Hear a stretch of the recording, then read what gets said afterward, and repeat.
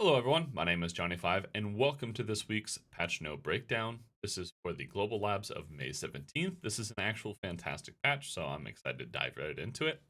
First, we have guild positions.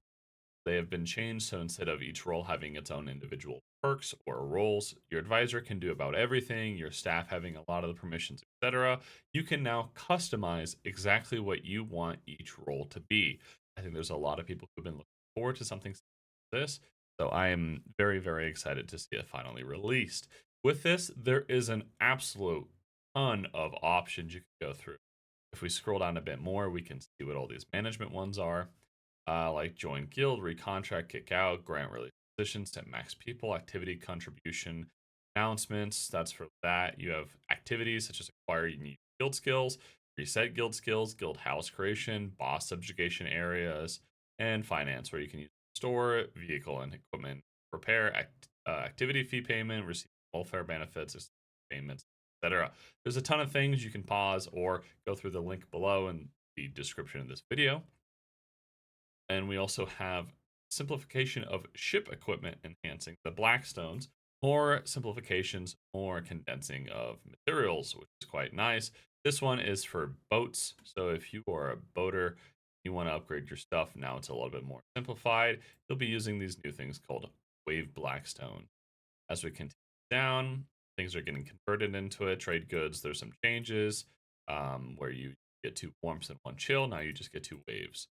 Continuing down, it just lists on how much some of it costs or how much you get from looting, defeating, or how much you get from looting defeated ocean monsters. Continuing down, showing the before and after of loots, and eventually we can get down to the waves. So it's talking about how all of the items like chilled, or the warm and the chilled, are going to be in materials. We also have the starlight crystal change, or we're having that with the warm blackstones. They become blackstone sunlight and moonlight blackstone. Down in monster. A few little changes with the new Erythea's trial or dungeon that is from the new release. Going down to quest information, not too much here. It's just a little bit changes. The big thing for this patch, second into the guild role changes, is the Conquest Base War changes.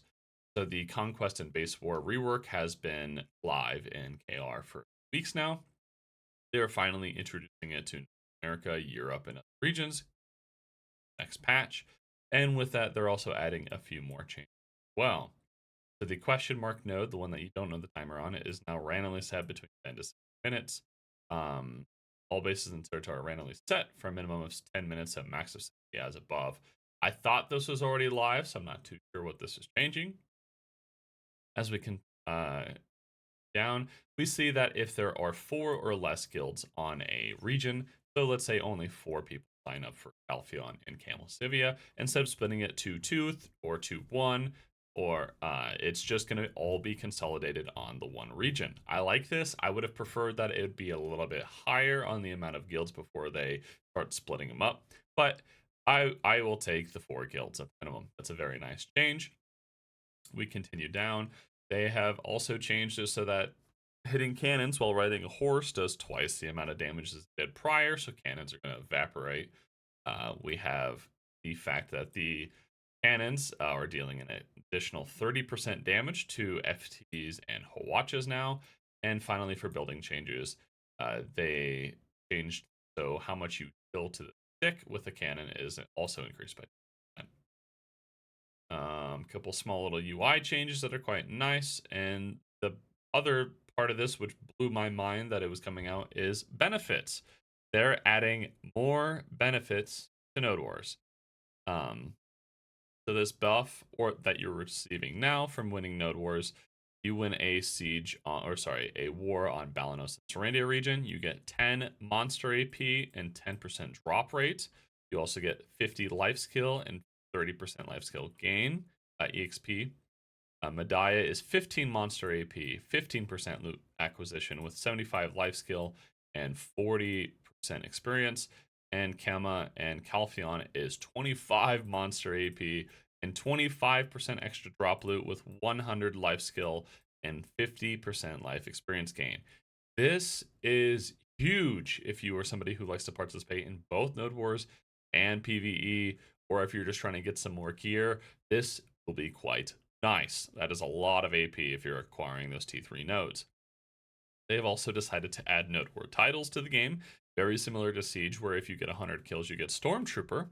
Not sure if these translate to the same as Prestige, but as on the website, at 70 kills, you get Champion, 130, you get Commander, and at 200 kills and a Node, you get Decisive Weapon. I like this. This is pretty cool. It shows people who are absolutely destroying others on the battlefield. Down, we have some UI changes with item acquisition, very small, more bug fixes. That's going to be the patch notes this week.